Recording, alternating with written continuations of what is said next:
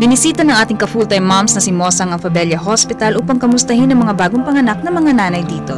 Kaya samahan niyo ako, Miss Christine, Miss Susie at mga full-time moms na nanonood ngayong araw na to.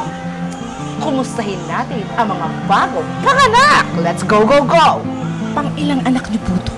Kumpito. Ay, talaga? Ba? Ay, wala ko kayong hilig mga anak, ano? Ano pong masasabi niyo sa mga nanay out there na mga full-time moms natin sa television na nanganganak? Ano yung pakiramdam bilang isang ina? Kahit pampito niyo na to. Kasi iba sinasabi nila, masaya, gano'n. Ano pong pakiramdam niyo nang nilabas niyo na uli si Winnie? Masaya rin. Ginhawa, maginhawa. Ayan.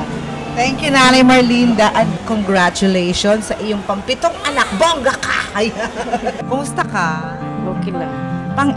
Anong pangalan ng baby mo muna? Gian Rose. Jean Rose. So, girl din. Pang ilan mo ito? Una. Una? Ay, naku, ito maganda to. Masaya to pagka mga first baby. So, ito tatanungin ko, anong pakiramdam nung nagle-labor ka? Sobrang sakit. So, anong pakiramdam nung nilabas mo na si Jean Rose? Tuwan-tuwa.